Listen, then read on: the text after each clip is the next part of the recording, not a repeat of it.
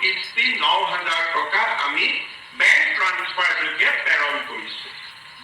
আজিৰ দিনটো বেংক বন্ধ আছে, গতিকে সকলোৰে বেংক একাউণ্টত অহাকালি পুঁজিটো ৰিফ্লেক্ট হ'ব।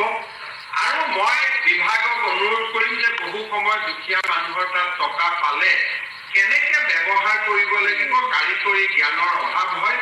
বেনিফিচিয়াৰী হিতাধিকাৰীসকলৰ ক্লাষ্টাৰ মিটিং কৰি কেনেকেনো আমি টয়লেটটো নিৰ্মাণ কৰিব পাৰোঁ তাৰ বিষয়ে আমি হিতাধিকাৰীসকলক প্ৰয়োজনীয় কাৰিকৰী জ্ঞান আমি যাতে দিব পাৰোঁ তাৰ বাবে আমি প্ৰচেষ্টা ল'ব লাগে।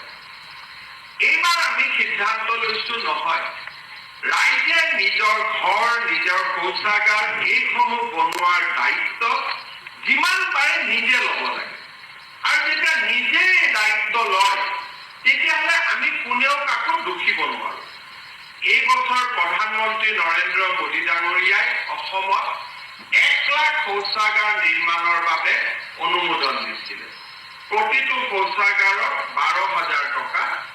আৰু আমি ৰাজ্য চৰকাৰে সিদ্ধান্ত লৈছিলোঁ যে ইয়াত আমি ঠিকাদাৰ বা কন্ট্ৰেক্টৰ নিয়োগ কৰাৰ পৰিৱৰ্তে এই টকাটো যদি আমি পোনে পোনে হিতাধিকাৰীলৈকে পঠিয়াই দিওঁ, হিতাধিকাৰীসকলে নিজৰ শৌচাগাৰ নিজে নিৰ্মাণ কৰিব পাৰিব।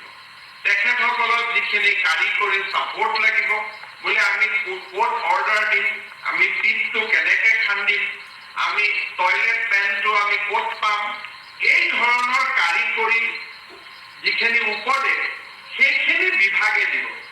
কিন্তু টকা পইচাৰ পৰা বিভাগ দূৰত থাকিব।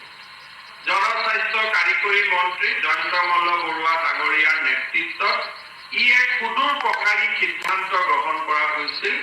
আৰু আজি আমি ১,০০,০০০ হিতাধিকাৰীলৈকে এই ধনৰ প্ৰথম কিস্তি ৯,০০০ টকা আমি বেংক ট্ৰান্সফাৰ যোগে প্ৰেৰণ কৰিছোঁ। আজিৰ দিনটো বেংক বন্ধ আছে, গতিকে সকলোৰে বেংক একাউণ্টত অহাকালি পুঁজিটো ৰিফ্লেক্ট হ'ব। আৰু মই বিভাগক অনুৰোধ কৰিম যে বহু সময় দুখীয়া মানুহৰ তাত টকা পালে কেনেকে ব্যৱহাৰ কৰিব লাগিব কাৰিকৰী জ্ঞানৰ অভাৱ হয়। বেনিফিচিয়াৰী হিতাধিকাৰীসকলৰ ক্লাষ্টাৰ মিটিং কৰি কেনেকেনো আমি টয়লেটটো নিৰ্মাণ কৰিব পাৰোঁ তাৰ বিষয়ে আমি হিতাধিকাৰীসকলক প্ৰয়োজনীয় কাৰিকৰী জ্ঞান আমি যাতে দিব পাৰোঁ তাৰ বাবে আমি প্ৰচেষ্টা ল'ব লাগে। কোনোবা হিতাধিকাৰীয়ে যদি কাৰিকৰী জ্ঞানৰ অভাৱত ৯,০০০ টকা যদি কি কৰিব লাগে নাজানে, টকাটো অন্ততঃ খৰচ নকৰাকৈ থৈ দিব। বোলে মই নাজানি পেলাই টকাটো মই চাউল দালিত খৰচ কৰি দিলোঁ, তেতিয়া আমি ভাৰত চৰকাৰক UC দিব নোৱাৰিম। আৰু অসমৰ বাকী কেইবা লাখো মানুহ ইয়াৰ ফলত ভৱিষ্যতে শৌচাগাৰৰ পৰা বঞ্চিত হ'ব। জয়ন্ত মল্ল বৰুৱা ডাঙৰীয়াই অলপ টান কৰি কৈছে যে অৰুণোদয়ৰ পৰা নাম কটা যাব।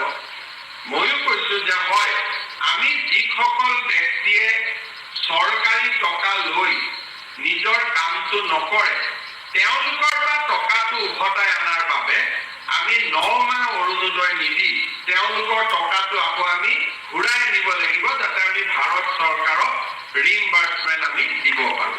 বা তেওঁলোকক আমি ৯ মাহ ১০ মাহ ১২ মাহ চাউল নিদি আমি যাতে সেই টকাটোৰ মূল্যটো আমি ভাৰত চৰকাৰক উভতাই দিব পাৰোঁ যে আপোনালোকৰ টকা আমি অপব্যৱহাৰ কৰা নাই, যেনেকে আছে আমি তেনেকে ঘূৰাই দিছোঁ।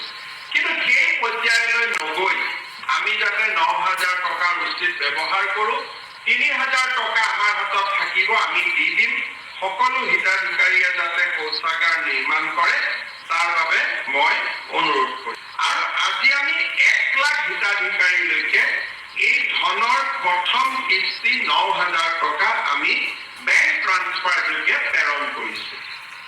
আজিৰ দিনটো বেংক বন্ধ আছে, গতিকে সকলোৰে বেংক একাউণ্টত অহাকালি পুঁজিটো ৰিফ্লেক্ট হ'ব। আৰু মই বিভাগক অনুৰোধ কৰিম যে বহু সময় দুখীয়া মানুহৰ তাত টকা পালে কেনেকে ব্যৱহাৰ কৰিব লাগিব কাৰিকৰী জ্ঞানৰ অভাৱ হয়। বেনিফিচিয়াৰী হিতাধিকাৰীসকলৰ ক্লাষ্টাৰ মিটিং কৰি কেনেকে